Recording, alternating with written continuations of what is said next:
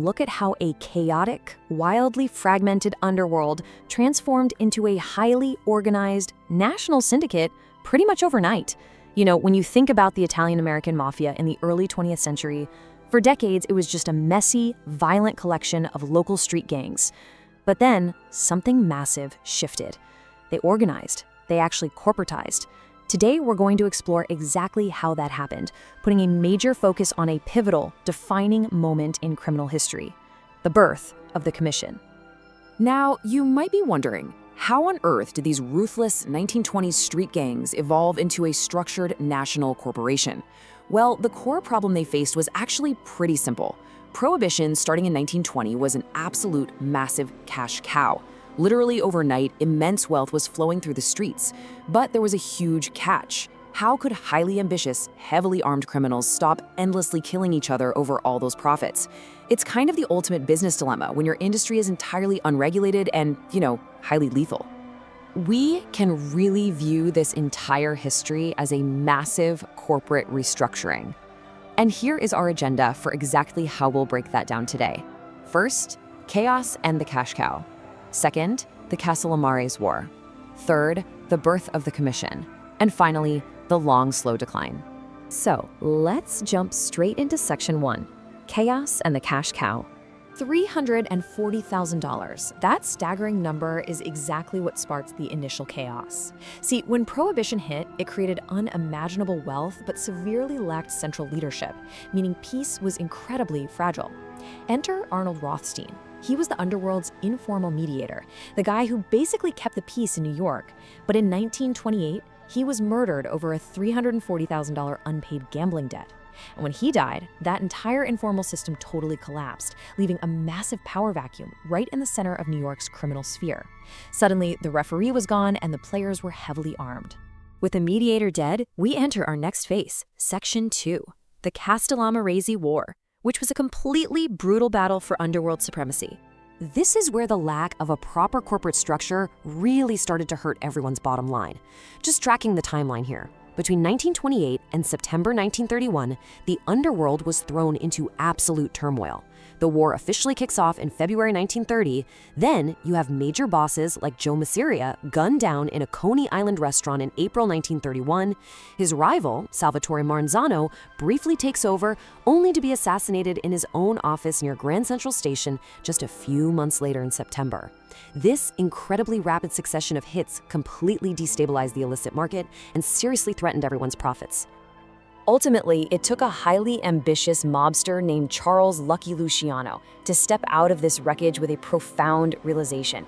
He actually pivoted from thinking like a street boss to thinking like a corporate executive. He understood that all this relentless bloodshed was, frankly, terrible for business.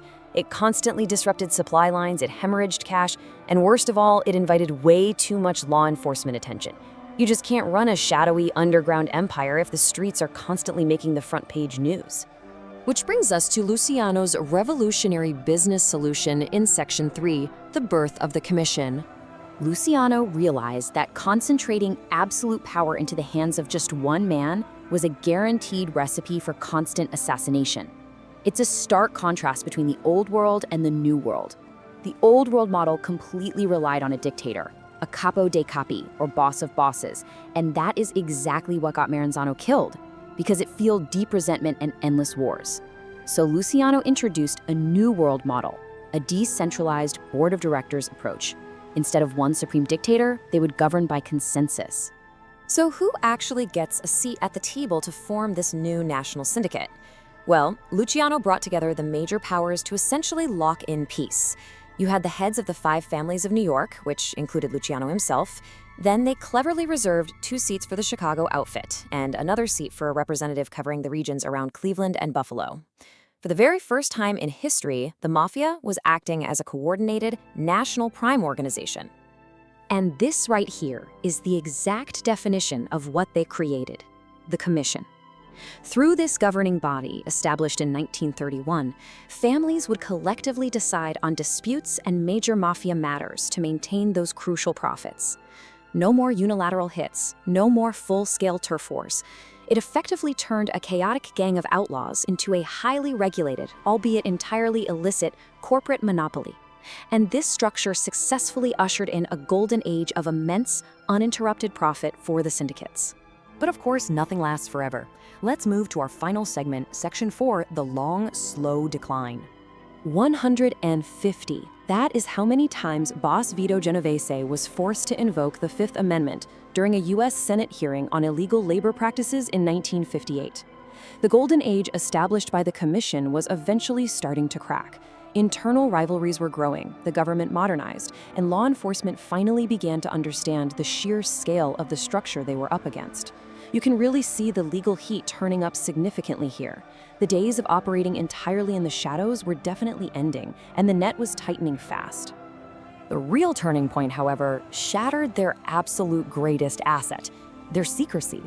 For decades, law enforcement kind of knew there was a network, but they were operating completely in the dark regarding how it actually worked. But that corporate secrecy finally shattered in 3 brutal steps.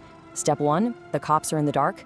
Step 2, in 1962, a terrified mobster named Joseph Valachi decides to turn state's evidence. And Step 3, the 1963 Valachi hearings pull back the veil on their operations for the very first time, exposing the existence of Cosa Nostra and the Commission to the entire world. With RICO laws and eager prosecutors bearing down, bosses had to get highly creative just to survive. Take Vincent the Chin Gigante, for example. You have to hear about this survival tactic. It became known as the bathroom defense. Every single morning, he would deliberately wander around Greenwich Village in a bathroom, totally unshaven, muttering to himself.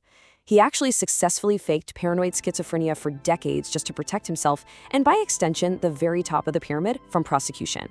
It was a brilliant, eccentric, and honestly desperate measure. $100 million. Just let that sink in for a second. Even while they were physically declining and literally hiding behind insanity pleas, their earning power remained absolutely staggering. Through their deeply entrenched control of labor unions, they managed to institute a hidden tax of $1 to $2 on every single window installed by the New York City Housing Authority. That one scheme alone netted the 5 families over $100 million. It just goes to show the enduring legacy of the incredibly efficient organizational machine Luciano built. Fast forward all the way to 2025, and guess what? They are back in the headlines. Dozens of people associated with the NBA were arrested in a massive game-fixing ring orchestrated by the Genovese and other families.